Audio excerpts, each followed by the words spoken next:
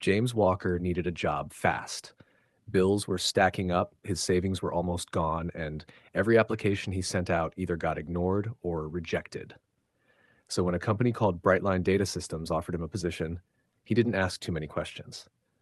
The building sat on the edge of the city, a plain gray office with tinted windows and a small parking lot that never seemed full or empty, just the same number of cars every day. On his first day, everything felt normal, but also strangely quiet. The workers barely talked. Everyone did their job, kept their head down, and left exactly at 5. His supervisor, Mr. Klein, spoke in a calm, emotionless voice like he had repeated the same instructions for years. After 2 days, James already hated the place. Nothing bad happened. Nothing exciting happened either. It felt like time moved slower inside the building. On the third day, he walked into Mr. Klein's office and quit. Mr. Job. Klein didn't argue. He just nodded and said, "All right, James, good luck at your next job." The way he said next job made James feel uncomfortable, but he ignored it. A job was a job. He'd find another. A fresh start. A week later, James filled out an online application for another company called North Ridge Processing. The building in the photo looked completely different. Modern glass walls, bigger parking lot, nicer offices. The pay was better too. He got hired the same day. This one's got to be better, he told himself while driving there for his first shift. From the outside, it looked nothing like Brightline. Different sign, different color, different location.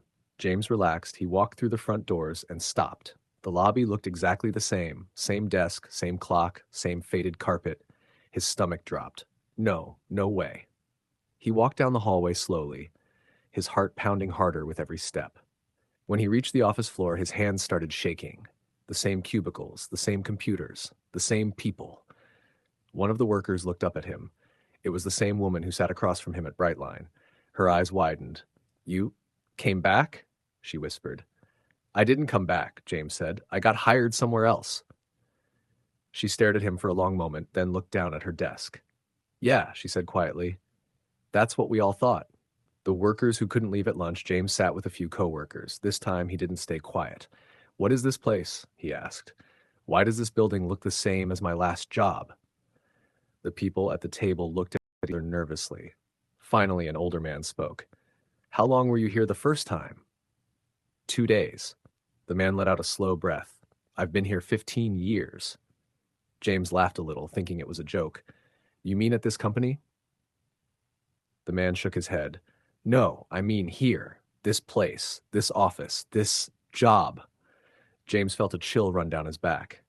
"But you go home, right?" he asked. "Every night," the woman said. "We live normal lives. Families, houses, everything. But every morning, we end up back here. Even if we quit, even if we get hired somewhere else." Another worker nodded.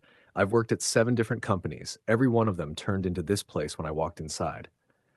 James looked around the room again. Same cubicles, same lights, same supervisor walking past. "This isn't real," James whispered. The older man leaned closer. "We think it's him." "Who?" They all looked toward the office at the end of the hall, the owner's office. No one ever saw him during the day. But his door was always closed. "Mr. Calder," the woman said. "He owns the company, or maybe all the companies." The owner isn't normal that evening. James stayed late on purpose. Everyone else left at 5, like always. The lights flickered as the building got quiet. James walked down the hallway toward the owner's office. The closer he got, the heavier the air felt, like the building didn't want him there. The door was open. Inside, a tall man stood by the window. Without turning around, he spoke. "You shouldn't be here after hours, James." James froze. "How do you know my name?" The man turned slowly. His eyes looked wrong, too dark, too still, like there was no reflection in them. "I know everyone who works here," the man said calmly. "I have to. They belong to this place." "You trapped them," James said. "I gave them stability," the man replied. "They wanted jobs. They wanted routine. I gave them a place they'll always return to." "This isn't routine. This is a prison." The man smiled slightly. "This building exists where I want it to exist. Every company they go to becomes mine. Every door leads back here." James felt his chest tighten. "You're not normal," he said. The man's smile faded. "No, I'm not. The only way out." The next day, James told the others everything. "If he's the one doing it, then stopping him stops this," James said. "No one ever tried," the older man replied. We were scared, the woman added. What if it makes it worse? James looked around at all of them. You want to do this for another 15 years? No one answered. That night, a small group stayed after work. James, Sarah, the older man named Victor, three others who had been there for years. They walked together to the owner's office. The lights flickered as they got closer. When they opened the door, Mr. Calder was already standing there. I was wondering when someone would try, he said calmly. The room felt like it was stretching, like the walls were breathing. You can't leave, Calder said. You never could. James grabbed the heavy metal lamp from the desk. We're leaving tonight. Calder's eyes turned completely black. Baraf, you think you can kill me? James didn't want to. None of them did. But they knew there was no other way. They rushed him together. The room shook. The lights exploded. The air felt like it was pulling them backward. But they didn't stop. After a struggle that felt like forever, Calder fell to the floor. The building went completely dark. Free. When the lights came back on, they were outside, standing in a cracked parking lot. The building behind them looked old, abandoned, like no one had worked there in years. No sign, no lights, no sound. Victor fell to his knees. It's gone. It's finally gone. Sarah started crying.